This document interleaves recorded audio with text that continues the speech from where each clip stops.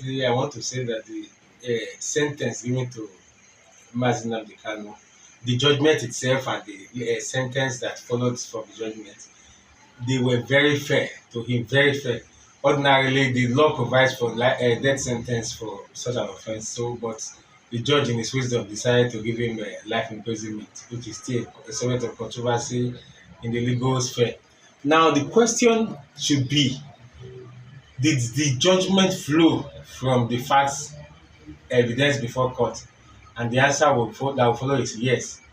When a prosecution closes its case, they've led evidence as to how they allude or claim that a person committed an offense. It is the duty of that person to allow himself, by way of calling witnesses, to debunk what the prosecution has said.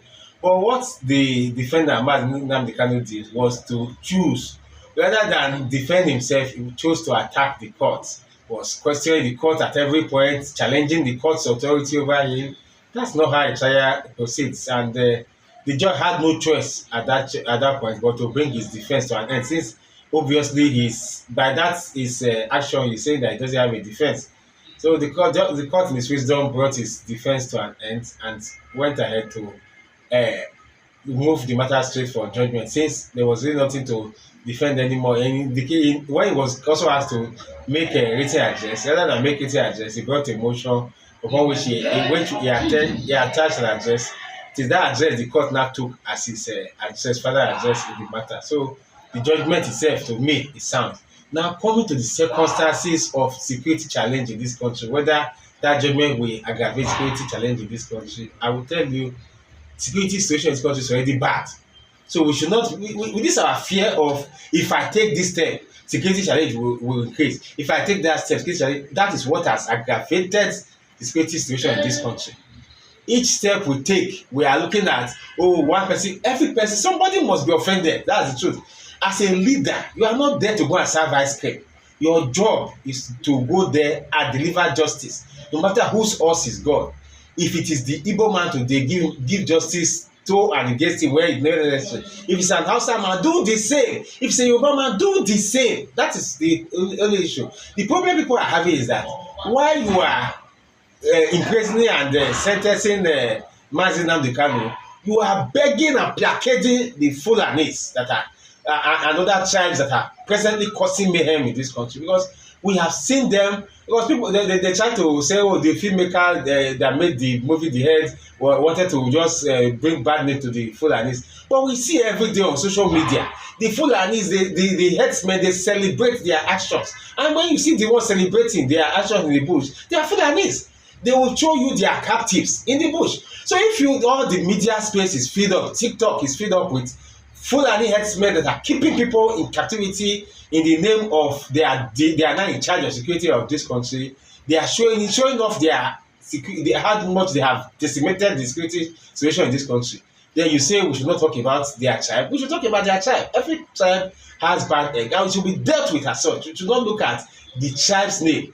Now you talk about how the Igbos will react. The truth is, the Igbo man has suffered a lot in this country. I will not mince words in saying it. The Igbo man has suffered a lot.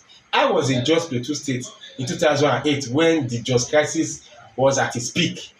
Igbo man suffered a lot. You know the painful part, when you now go to the police station and the court, when you expect to see a large number of persons that were arrested, you will see them today that over 300 persons are in custody. Come next week, nobody is there. No trial takes place. It's as if we treat this security situation as if it's just two fighting. Two people fought yesterday. We just say, don't do it again. We pat them at the back and go home. People die. Somebody has died. It's not a case of two people fought. It's now a serious offense that must be dealt with all the importance attached to it. In America, one person went and killed somebody in front of the White House there. Killed somebody there. If you see the way the government took it, it's as if they took it as if it is the whole war, as if it was a war. They gave it all the seriousness required. But here, when somebody is killed here, we treat it as if it's foul that was killed. When people, the government will just treat it as if take for example the way they dealt with this Akure, is it Kwara State church kidnapping, where people with firearms brandishing firearms, come into a church and started committing havoc, wrecking havoc, shooting at people. Then they took some away. Then the next day, the government came out proudly, without shame, to say they are happy to announce that they have rescued these people. Then why, after rescuing, what did you now do to those who came to commit the offense? In my opinion, it's very, very unfortunate that the Nigerian society has degenerated to this extent that we find ourselves judicially and politically. The silence of good people in the face of oppression and cruelty is an injustice to justice. I will not fail to lend my voice against the political conviction, because the offense or the crime committed by Mazi Nnamdi Kanu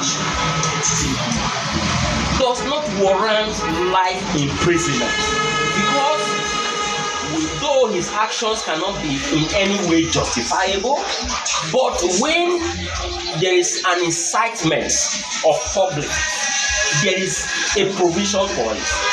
And when you talk about treason, there must be an evidence that the persons who is being charged for treason has in any way connived or collaborated or conspired with other persons in quest to usurp the powers of the state. But in the case of Nnamdi Kanu, he only made verbal statements.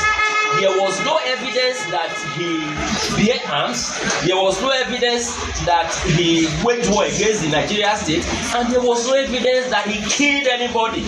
So why should he be sentenced to life imprisonment when we have seen recently that the so-called repentant Boko Haram who have killed, who have raped, who have kidnapped, who have waged war, who have committed genocide, we are being forgiven, so to say, by the Nigerian state and be infused into the Nigerian military formation. That's to say, they will grant a presidential pardon. These are the persons who have openly killed, who have steal, and who have destroyed.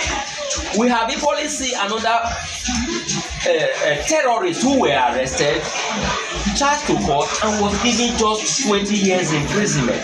Meanwhile, in the case of Kanu, someone who have never been seen bearing arms, who have never seen been killing someone, who have never seen destroy anything, was sentenced to life imprisonment. I have this to say. This is a political convention, not a lawful or a judicial convention. If it were to be in accordance with the law, he would have been given 5, 6, 10 years as the case may be imprisonment, not to be sentenced to life imprisonment. Does his offense warrant life imprisonment? In its entirety, he doesn't warrant life imprisonment. Like I have said, I condemn his actions for inciting violence, but that offense does not warrant life imprisonment. So the Nigerian actors, the political actors, should look into the conviction and the processes so that it doesn't lead to or compound the socio-political unrest in the eastern part of the country and other part of the nation. So the Nigerian state should be very careful, because we have series of insecurities that the state is trying to deal with. They shouldn't compound the problem. I think what the federal government is trying to do, everything happening about Nnamdi Kanu is purely political. It is not in accordance with the law. Yes, the Nigerian government have the right to transfer him to any correctional service, maybe for the purpose of his safety, because they are also fearful that the Biafran agitation might also have plans or motive to get into the prison and rescue him out of prison. Perhaps that would be the government fear.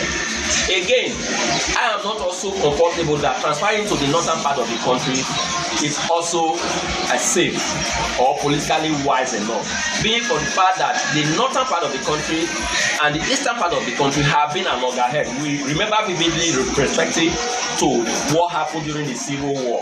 So we don't want a situation whereby even the bandits or those in the north that doesn't have the good interest of the east will also get at him in the prison, because if he dies in the prison unjustly, that will amount to series of insecurity if it will not warrant another civil war in this country.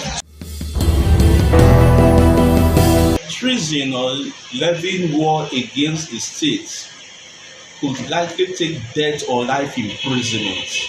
If you see what the consequences of the actions of indigenous people of Biafra has taken a toll on the southeast, some people have died.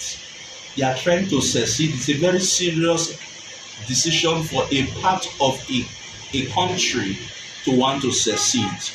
We saw what happened in the United Kingdom when the Republic of Ireland wanted to secede. The United Kingdom fought tooth and nail to ensure that they stop it, although eventually part of Ireland seceded. No country takes it lightly, and so taking into cognizance the socio-economic, socio-political dynamics of his sentence, it will dampen the morale of every Southeasterner, because generally people are saying that it seems that the Southeast is caged. But I think if Nnamdi Kanu and his group are going to pipe low, then a political situation can be found so that peace can be restored to the Southeast. There's a political aspect to it. The thing is that, is Nnamdi Kanu ready to back down from his agitation? Like I said, no nation takes it lightly when you want to break up the nation. Because if you look at all our constitutional conference, one aspect that has always been non-negotiable is the territorial integrity and the unity of this country. You don't negotiate it. And so we have fought a war before, and nobody wants a war. Even the Nnamdi Kanu that he's talking about, was he part of those who fought that war? Most of the people who are talking about the levying war against the state were not part of the war fought in the 60s. And I think that the East should reconsider warming up to the Federation and other regions, stretch their hands across the Niger and shake the Southeasterners and restore them back into the nation as friends, brothers, and co-partners in the building of Nigeria. Though if we really want to follow the laws of the land, what the federal government has done was done in the right direction. But we can also say that sometimes the hand the father used to beat the child is the also same hand to bring that child back to the body. What Nnamdi Kanu did, truly we can say it's wrong, because you cannot shout war in a country and don't also expect the consequence. People like related Abiola also suffer same fate when they declare themselves as president, because we are in a sovereign nation, we are in a nation where laws abide. So I think what the federal government did was done in the right direction. But can we say, is it not going to also affect politically? Definitely yes, you can't say no about that. The reason is because Nnamdi Kanu is a voice as we speak. After the demise of Odumegwu Ojukwu, Nnamdi Kanu became the voice that the Igbo people believe in. 60% of them believe in the cause of Nnamdi Kanu. So it's also going to disturb the political calculation from that angle.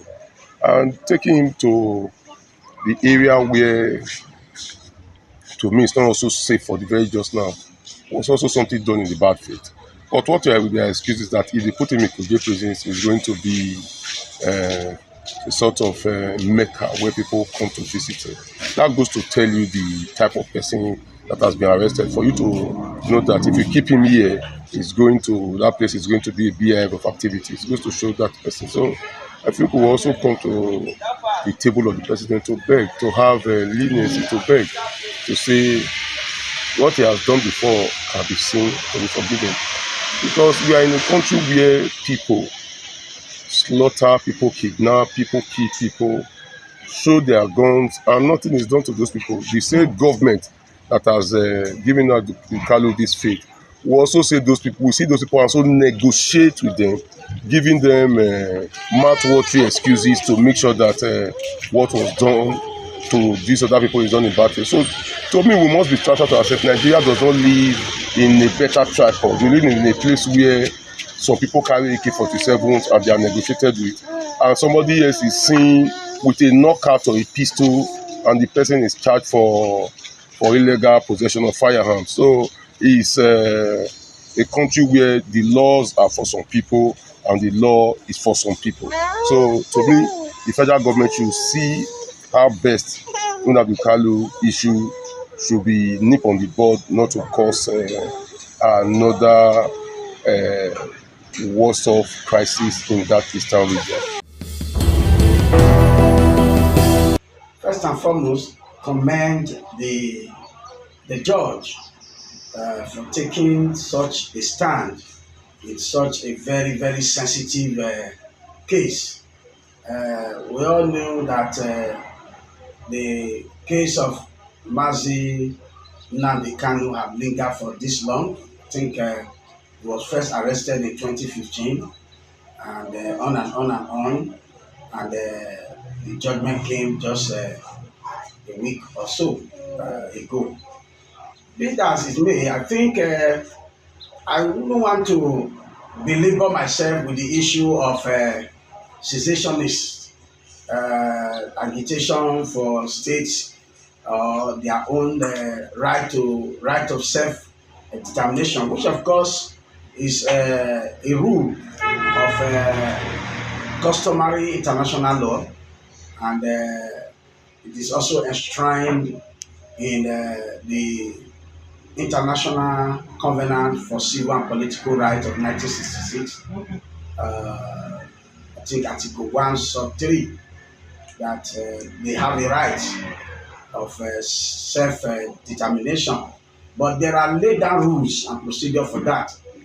I think the major charge against him was that related to terrorism on a 7-count charge.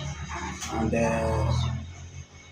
we are looking at the Terrorism Prevention and Prohibition Act of 2022.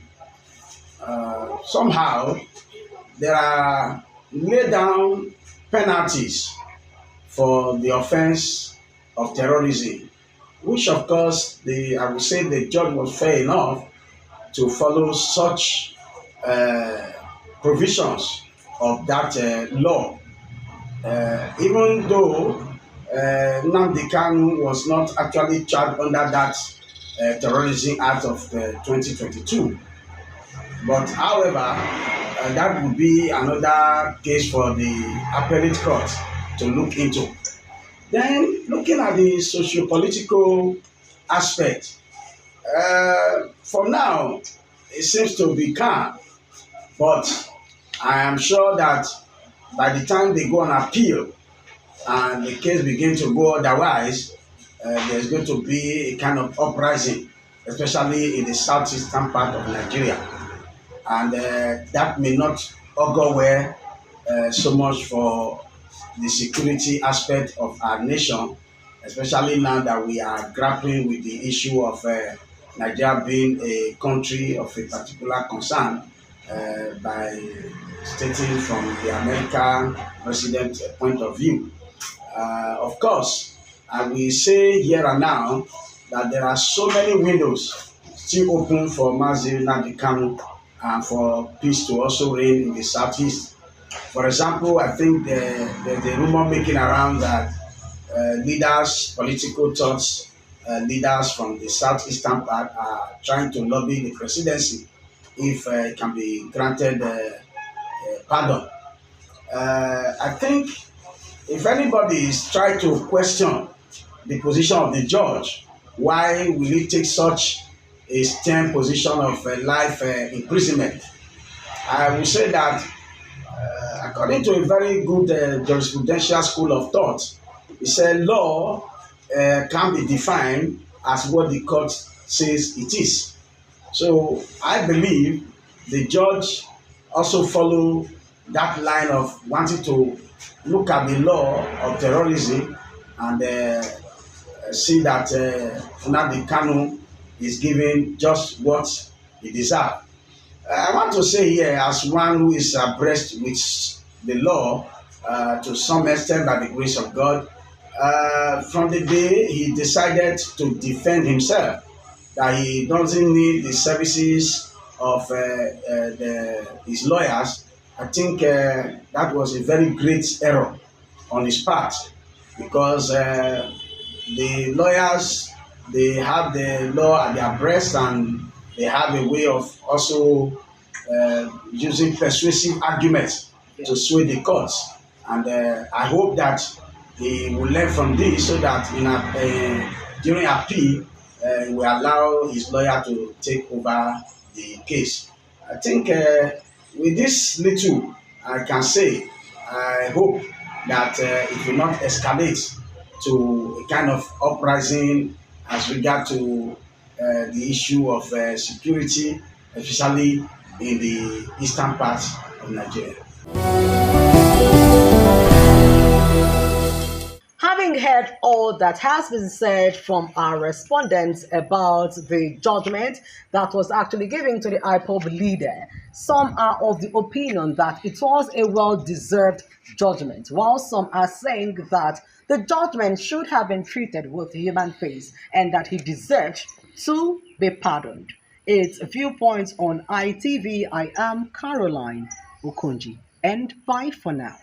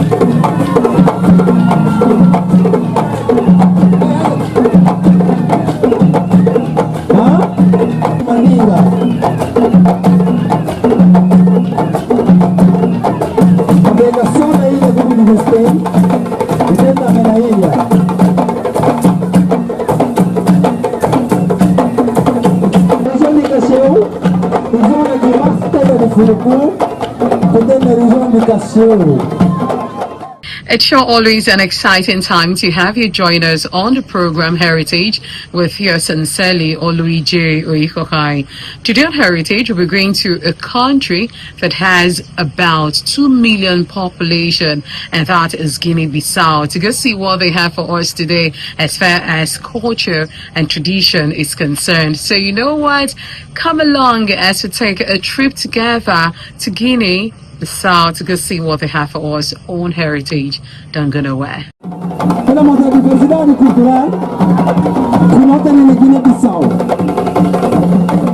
The festival in Guinea-Bissau is the popular annual festival in the country, known for its vibrant blend of traditional African culture and influence.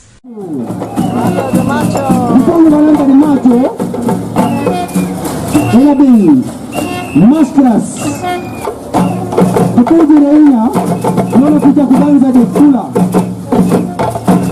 Napidi mas palmo Delta ka palmo Kono kuri nkoroja Salva ji palma Presentación Mwana ficha kudanza difula. Ndeke bono waja manda ziarti. Na danza difula. Now, fula. Mensagem. Kumodiri de pega a nós tudo guineense.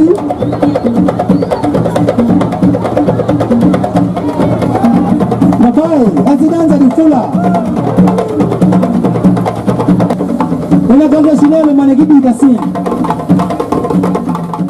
The event takes place annually in the capital city of Guinea-Bissau during the dry season, typically in the month of February or March, just before Lent. The carnival is a powerful display of national identity and unity, bringing together the nation, many diverse ethnic groups, including the Balanta, Fula Mangoko, and Bajago people, to celebrate their unique costumes and traditions.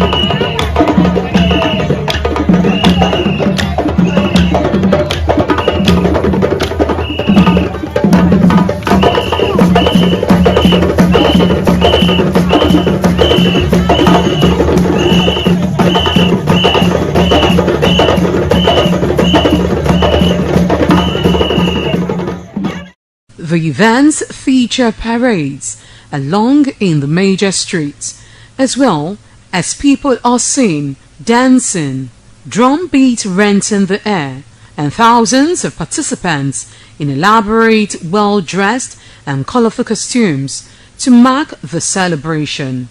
The celebration is a fest combining a cheerful African spirit with lively influences of Portuguese and Brazilian cultural traditions.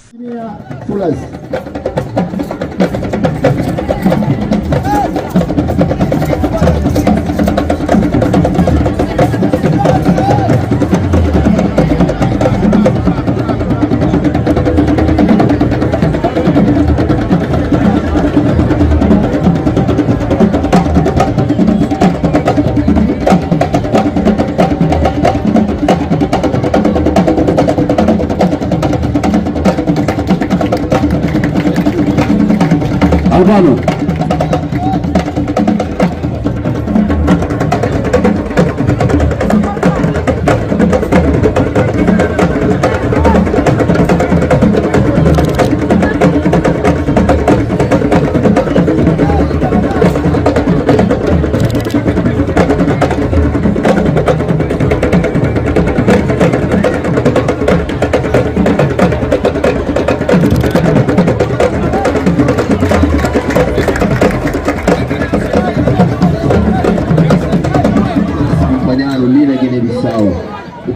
Voglio falar obrigado. Tem que não ter primeiro grupo que não apresentando está falando. Aí Marco, aí tudo bom. O que é o bom? O que é o menino que mandou? É que sumai. Que me se mostrando? Netinha Pepe ele está falando com o ora como aqui na casa do parceiro Rego. Usada diferente nova. Se cabeça era diferente de Ambapus. Pode ainda quer mostrar. O homem deve ser o Rego. Segundo não tem. Sumei quer mostrar parceiro Rego. Então, eu consegui vencer. Não tem simplesmente. Terceiro Rego, como ele conseguia vencer? Não está manifesta aqui a alegria. Rego morre, que desachola, que cerimônia. Não está mostrando biombo. Rego de biombo. E morre. Vem outro a partir da região de biombo. E por ter só na região de biombo, Maníbal e Guiné-Bissau. Cansaré. Vou falar obrigado, Cansaré. Obrigado para representantes do desfile nacional de Guiné-Bissau e para tudo que está presente. Gosto não vai ter balobeiros. Balobeiros.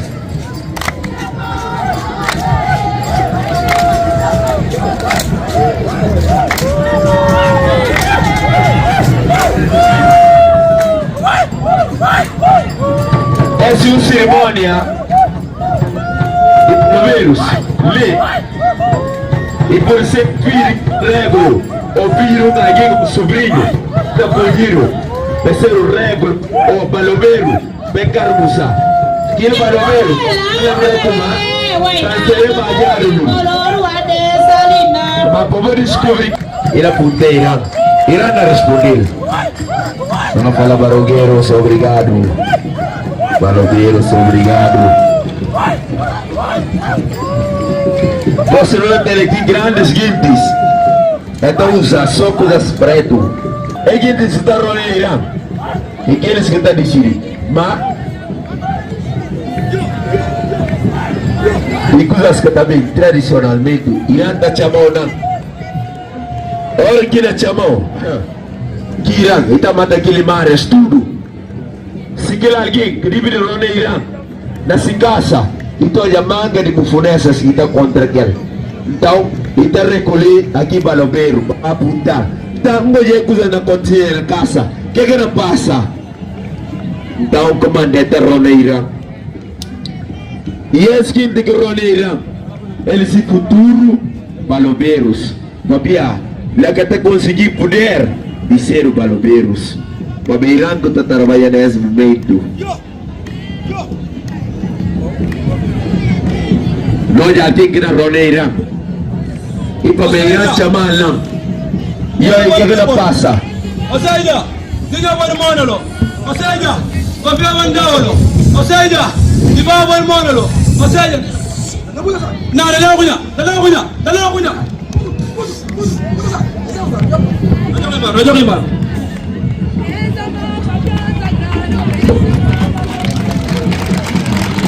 Vamos falar obrigado. Obrigado para Ronaldo Zidane. Você não tem aqui momento de não lembrar.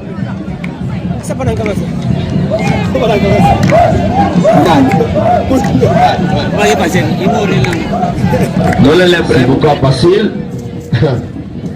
O povo vira de filhos, de irmãos, de família risco. Irmãos, se não lembrar. MC Caralho e cantar.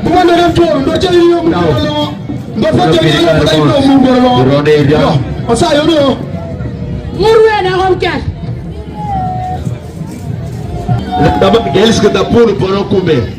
Eles que vão aí na BC, labradores. Para não comer na tabanca, para não farta, para não por ter alegria, força para fazer qualquer coisa. E é seguinte que vão olhar assim. Labradores. Ela labra. Para poder parantar, para não poder comer. Vamos te pedir o governo de Guiné-Bissau para apoiar a região de Piombo, Leão de Norte, na laboro, para não poder comer. Depois não tem pescadores também, que não mames.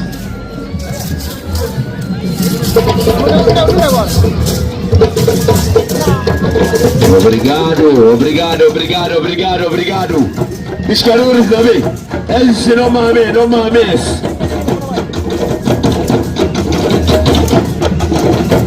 Eis que está puro para não comer. Fabia, que máfia que está para apanhar? Ou que pis que está para apanhar melhor? E ele que está puro não comer. Então, não tem pescadores. Não vai pescadores. É por vir de Lila Praça Sal. Não pedi, Ministério de Pesca. Vem apoiar a região de Piombo, Leão de Norte, na pesca. Mas não tem bom pires para não poder comer. Obrigado, pescadores. Você não vai para diferente dança para ver Piombo. E Leão está comendo todo tipo de carne. Não tem primeiro. Cabarro, não é cabarro na metade. Piombo, é que está preguiça que nada. Cabarro, ai, esse cabarro que só na metade.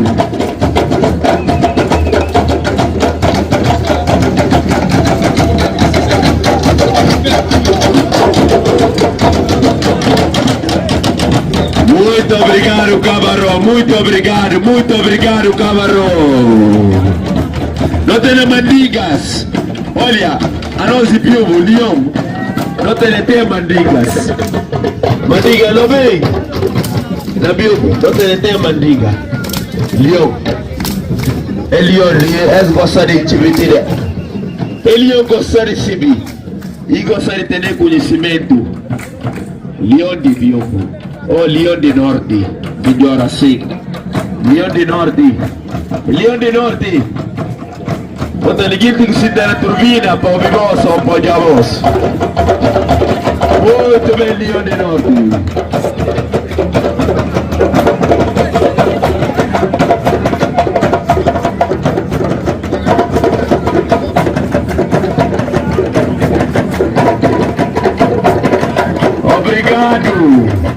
Obrigado, mandigas, obrigado. Tene Leão de Norte, não tem Mandinga. Muito obrigado, obrigado, obrigado, obrigado. Muito obrigado, você não vai ter. Fula. Fula, muito obrigado, Fula. Fula, você não vai ter. Mandinga, obrigado, Fula. Fula na Biumba. Fula. Sai. Fula, Fula, Fula, Fula, Fula, Fula, Fula. É tudo na região de Biumba. Quando eu falo Leão, eu falo ser o Leão.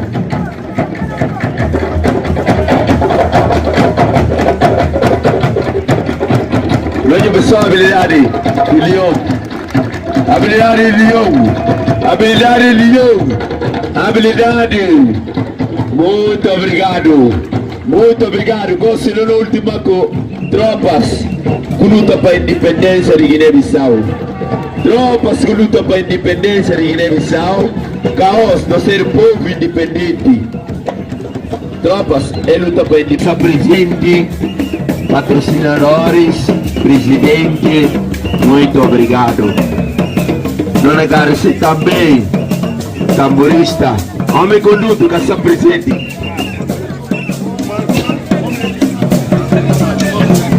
Palmas fortes para a região de Biumbo.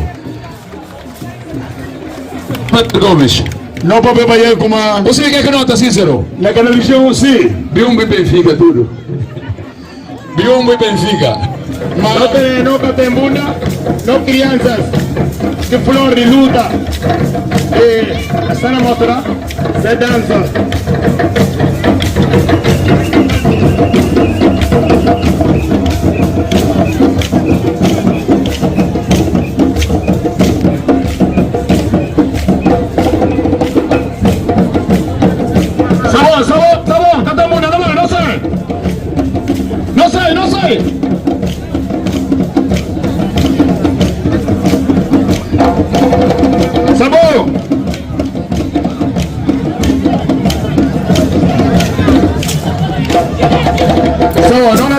Fundos Makoya, Jambadon de Mandinga, Mamesi Fanado, Jambadon de Mandinga. It certainly has been an exciting time today on Heritage. Yes, you learned a lot as far as Guinea-Bissau is concerned. Their heritage, their costume. Now looking at, of course, the way they merge culture together, it certainly has been mind-blowing. So we'll be seeing again next week for another exciting time. To have yourself a blessed day. Bye for now.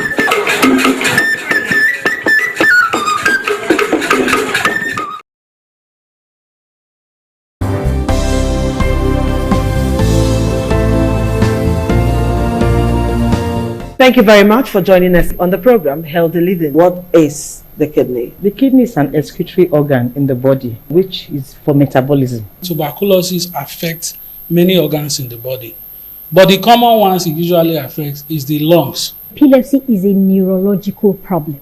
Okay. It is an injury in the brain, which causes someone to begin to convulse, to go into fits. It is curable, but the cure is a long-term thing. If you eat well and avoid those risk factors that will make your immunity to be down, then the risk of contracting tuberculosis will be reduced. If you're healthy, then you're wealthy.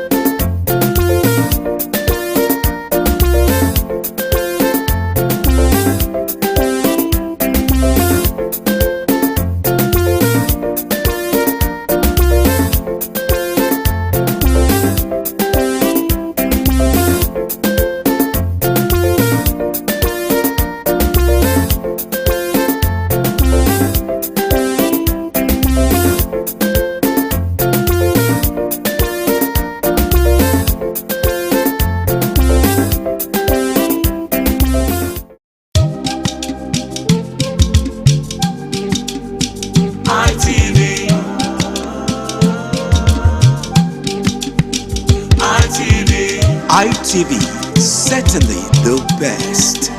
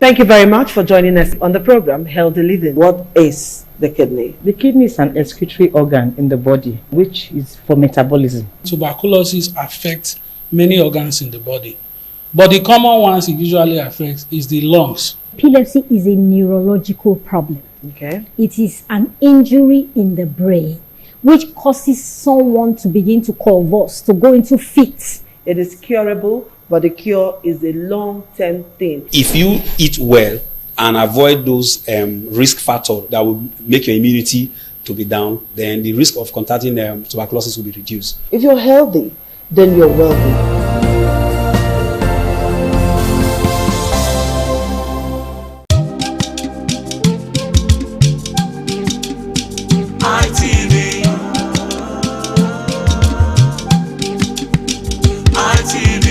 ITV, certainly the best.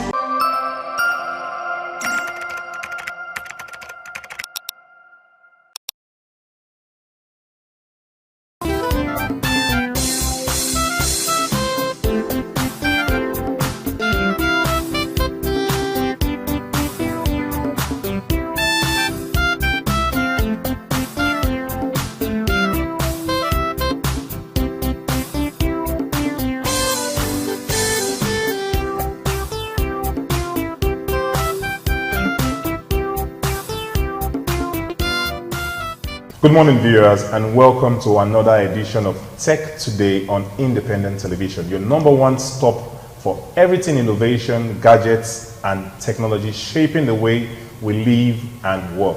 I am Momo Lawal, or you can call me Mr. Kankan, and you'll be right. And today, we are beaming our focus on the power of the sun, literally. Yes, the topic is the power of solar innovation in Nigeria.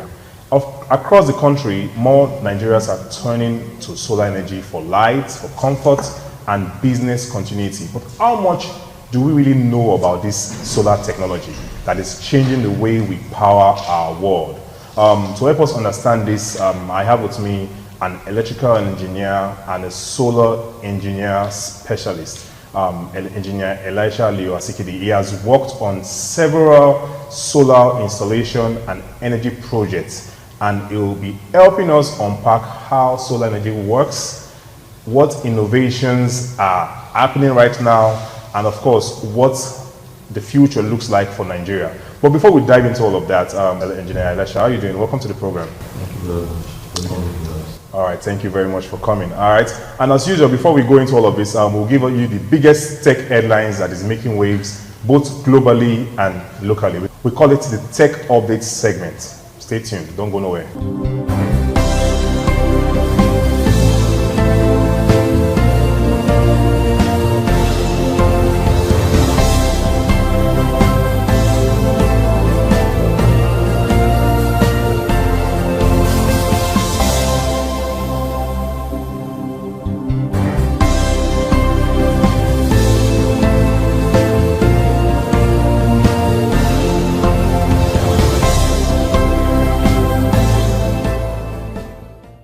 Welcome back, guys.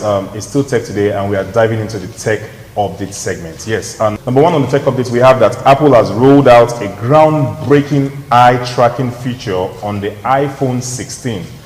This allows users to control the phone using only their eyes. No touch, no voice, just gaze. Okay, it uses an advanced AI to interpret where you're looking and respond accordingly.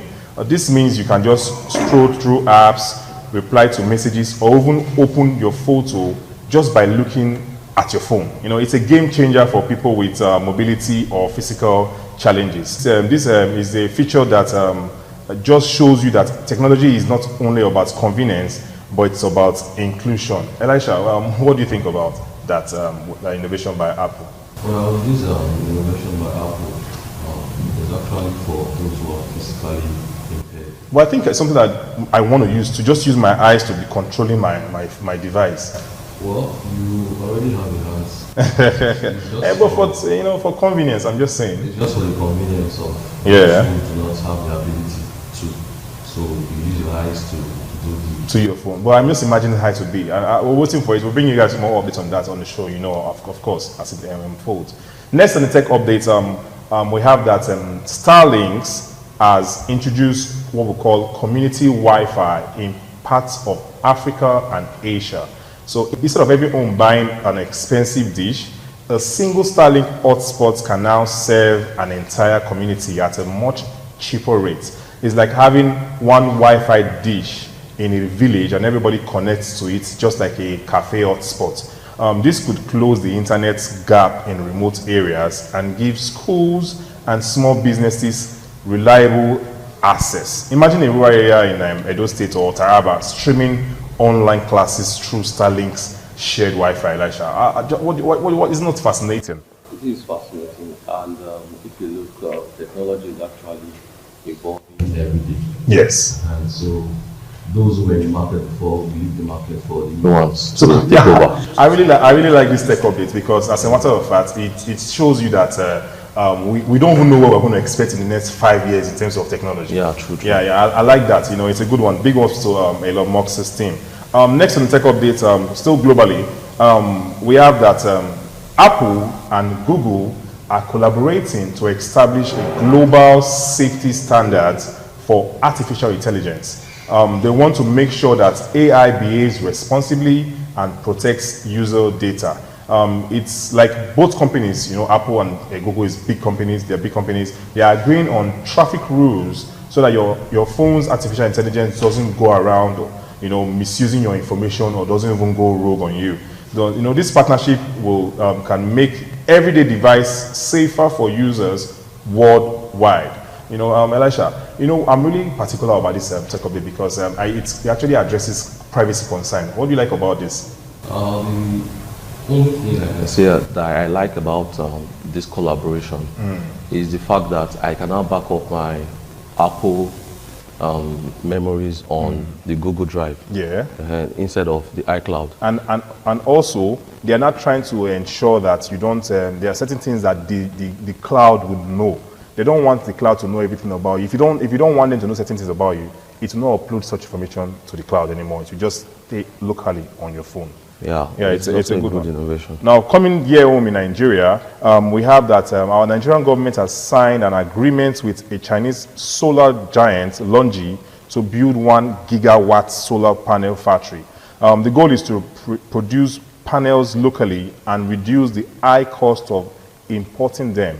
So this means very soon we could start buying made in Nigeria solar panels that are going to be cheaper and easy to access. This could actually transform Nigeria's renewable energy sector and create thousands of jobs. Imagine a tech hub in Benin City that could, install affordable local panels made here in Nigeria. I know this is something relating to what we're discussing today, Elisha.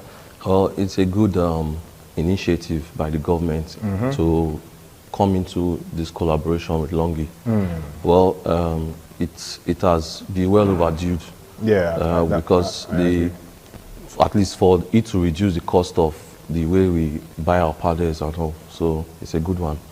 Man, I'm liking the tech updates as we go. And also in tech update locally, we have the Lagos State. We shared this with you a few weeks ago. That Lagos State, they are going into what we call smart traffic lights. Now, Lagos State, they are currently testing smart traffic lights that uses sensor and artificial intelligence to control timing based on real-time traffic flow. So it's like traffic lights that have brains. When one lane is very full, it gives that lane more time to move.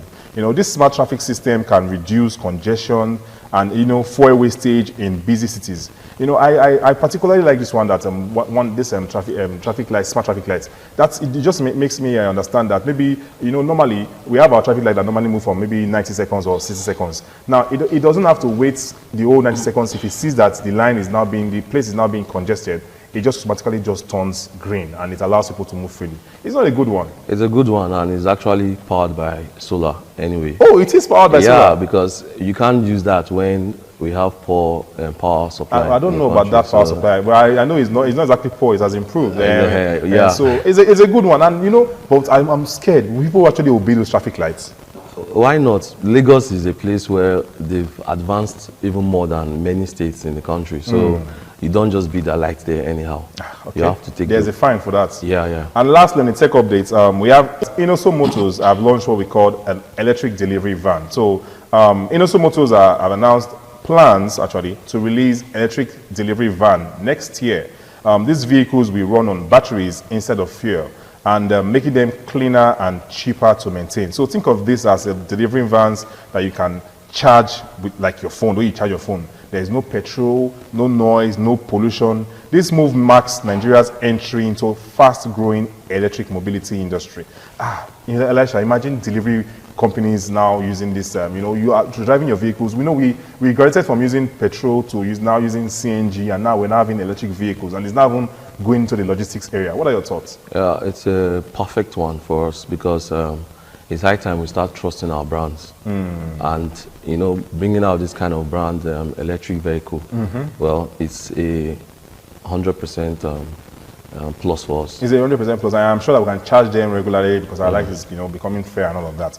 Now, these are the top stories that's happening right now in tech, and let us dive right now into our topic for today, which is the power of solar innovation in Nigeria. You know, Elisha, thank you very much again for joining us on the program. So let's just begin with this basic. What exactly is solar energy, and how does this solar power technology, how does it work? Okay, solar energy is the conversion of sunlight to electricity. Just is as simple as that, where you use, where the photovoltaic cells are being charged up through the sunlight and sent to the house. So basically the things that you use to, you know, store these things are batteries. Yeah. Then from the batteries you get to use your inverters to invert the charges that are stored in the batteries to your house, to your homes. Because the energy that comes there is in the DC. In the DC, yes, and which the inverter changes. DC means direct current. Direct current, which the inverter changes to alternating current. AC. To AC. Okay. So, well, the process it takes is when there's sunlight, it's the cells take charges from the sun. Okay. Then, you know, you have your positive and negative cables, which are from the panels to your charge controller. And these charge controllers, you use them according to the numbers of panels that you want to use for your home or businesses. Oh. So with that charge controller, your panels are being connected to it. Then from there to your inverter, from your battery, or your inverter to your battery, at least the battery has to power the inverter. So when all this happens, it's just like a circle. The sunlight goes to the charge controller goes to the battery, the inverter goes to the battery. Whatever is stored in the battery, you know, there will not be sunlight for the whole day. Yes. So at night, the inverter inverts whatever it is that's left of the battery to give you at least power supply for the remaining of the hour or the night.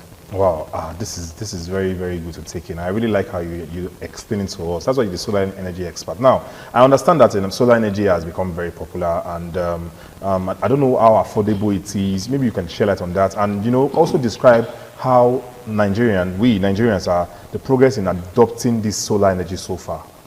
Well, with the high level of marketing Okay. that we engineers are already trying to enlighten people about using solar and letting them know that solar is way cheaper than you running on gen, you know, with the high cost of fuel, you running electricity or BEDC, because many people run their homes with what they call it, high bills. Yes. So with most of the bills, sometimes they are even estimated bills. So the thing is, there are initiatives that have been put down for you to be able to afford this solar. Firstly, you can go with paying small. There are companies who agree to you for you to pay small. You know, you come, you give them the plans, or they give you the plans which you can get to whatever it is that you want. If it's the 1 kVA, 2 kVA, 3 kVA, 5 kVA. So you pay by installments? Yes, you pay installmental. So with those kind of initiatives, it has become easier and affordable for people to use. So it's not exactly expensive No, now. it's not. Except you have the money, you just go for it at once. Okay, now we've been discussing solar, and a lot of people are already using this solar energy. So now I want to understand, what are the most common misconceptions that Nigerians have about solar energy? What are the things that we're not getting properly? You can maybe share with us. Okay, firstly, I would like to talk on my own personal experience. Okay. So I met a client which I told her about going solar, because she was always complaining that their transformer gets bad more often. Yeah. So I said, why don't you just go solar to save you the stress, all these many talks and all. So she was like, solar that my sister's house caught fire. And I said, how are you sure that is the solar that made your sister's house to get fire, get that fire? Why are you not saying, okay, whether it's from maybe the normal light she decides or from the hair? Why are you sure it's solar? And that aside, is because your sister used a low-level engineer, someone with no more much experience, and the quality that the person used. So those things are one of the things we face. And some people will say it's expensive, so we'll try to let them know that you can pay small for these products, and they are good to go. So the misconception most people think that solar can make their house go on fire and all of that. Persons think that solar is only for the rich. That's also a misconception. No, not really. Anyway, they always feel that buying any equipment of that will maybe incur more cost to you. And now they are making us understand that they can pay installments. To get whatever it is. So talking about solar, we know that technology is evolving every day, Elisha. So what are some of the new solar technology that Nigerians should be excited about? What are the things that are coming into solar that we can be excited about in the near future? Okay, there are several things that are being produced right now in the market. There's the bifacial solar panels. Those ones attract charges from both the face and that's the top and the back. Oh, like from Honda from the panel. Yes. Oh, it's attracted from top and it gives more efficiency. Wow, but does it now get charges from bottom when the sun is not hitting there? Oh, through the heat from the aluminum or your roof. Yes, from the roof. Okay. So it does another kind of innovation. And there are also other things that even the longer is also trying to do, to get a kind of charge that everything that's both the monocrystalline, the polycrystalline, whatever it is, the silicon, everything put together with whatever they're producing, now charges it more than 50% of what monocrystalline to produce. Yes, but it will not affect the battery. It will not be overcharging or too much. No, you know, when you are getting that, it means you are getting more batteries or a higher battery watts. Okay. So in getting those kind of things, you have to go for maybe lithium batteries, 15 kilowatts, 20 kilowatts. At least it will charge faster, even while it's cloudy, no sun. Oh, because that's another thing that will not restrain from solar. They say when it's cloudy or it doesn't really charge more. That's why we advise people to go for more panels. You know, when you have more panels put together. But more panels, I've seen this more panels as if it's cheap. It's quite expensive. You are paying small anyway. Okay. It's still Tech Today on Independent Television, and Elisha and I were discussing the power of solar innovation in Nigeria, and it's just sharing what is solar and what we can learn about solar. And moving forward, we're going to ask him more questions just after the break. Don't go nowhere. When we come back, we'll throw more questions on Elisha.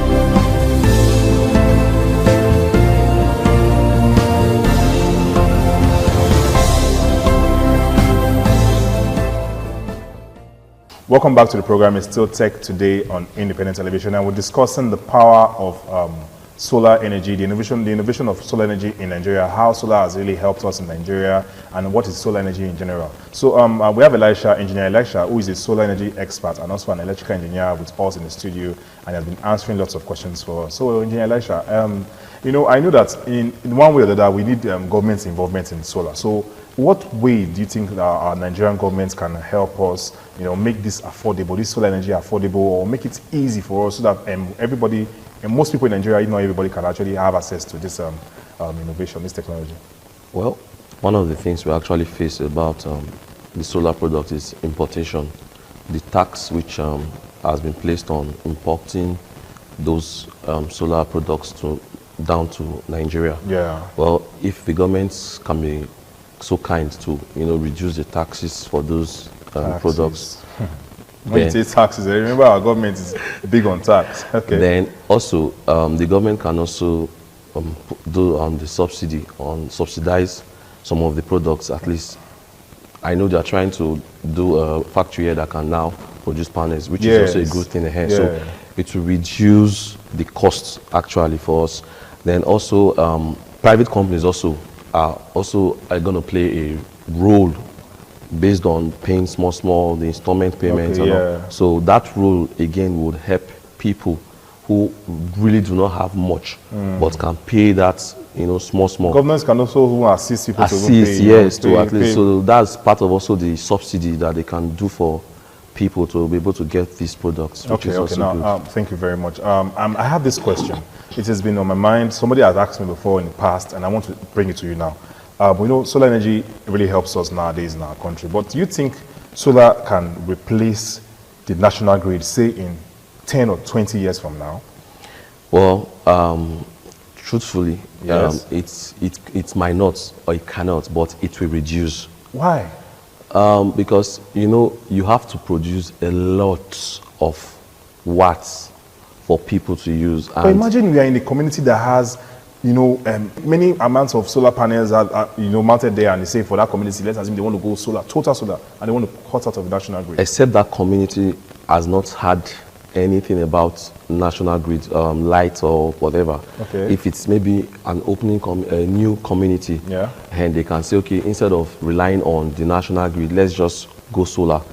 And it's going to cost a lot also, based on, because these are new people already there. It's not as if they already had units there before. So where you already have the national grid, so it's going to be very hard to now say you want to switch from the national grid. Totally, yes. So it will only reduce the usage of the national grid. Now let's talk about batteries. You know, we know that batteries is like the powerhouse of solar. Now, I know, does this battery does it affect the cost?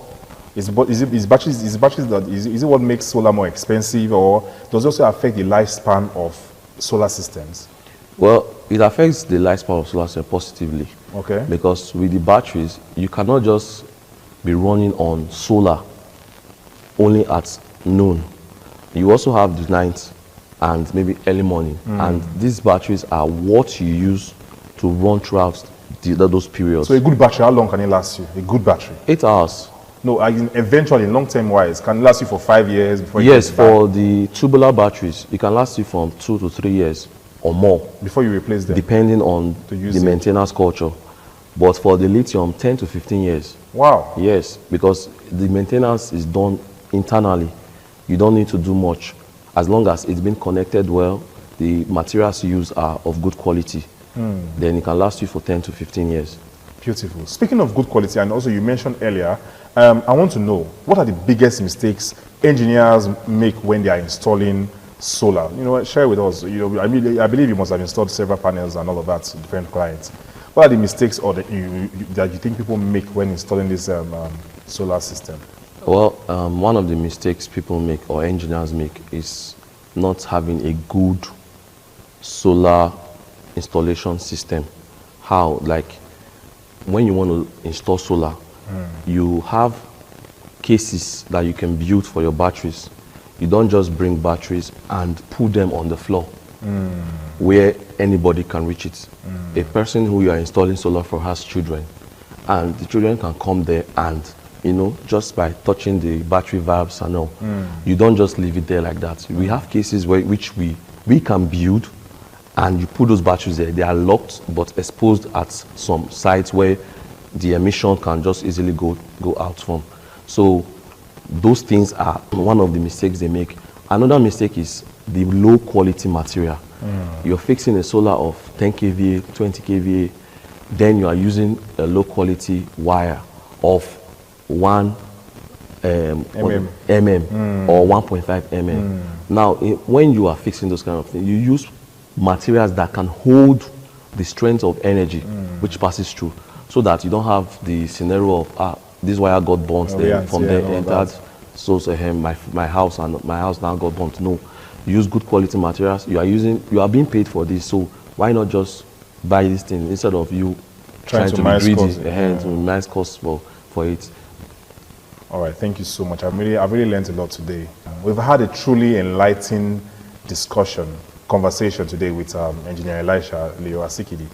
He's an expert in solar technology. You know, he has explained to us from how solar works to how Nigerians' growing investment in renewable energy. It's clear that solar power is not just the future, okay? It is a present solution to our electricity challenges, okay? As we move towards a cleaner and smarter Nigeria, I want you all to remember that the sun does not charge anyone, okay? What we need are smart minds, of course, and the right innovation to harness it. And like Elisha said, we need to also get good materials also, so we don't go and start getting inferior materials that will not cause us harm later in the future. All right, that is all we can take on today's edition of Tech Today. Don't forget that we do this on radio every Monday by 8:30 p.m. We call it Tech Info. Okay, join me again next week for another deep dive into the world of technology and innovation that is transforming our everyday life. My name is Momo Lawal. You can call me Mr. Kankan. Till then, stay bright, stay innovative, and keep shining with solar power. Bye for now.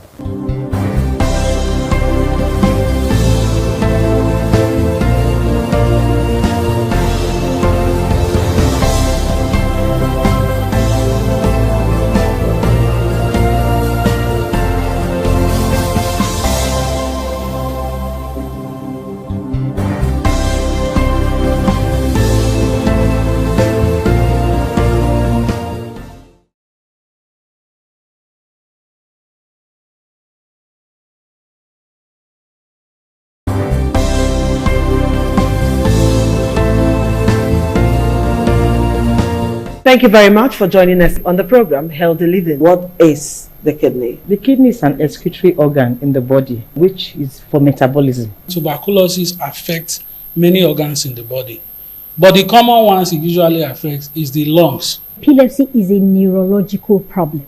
Okay. It is an injury in the brain which causes someone to begin to convulse, to go into fits. It is curable, but the cure is a long-term thing. If you eat well and avoid those risk factors that will make your immunity to be down, then the risk of contracting tuberculosis will be reduced. If you're healthy, then you're wealthy.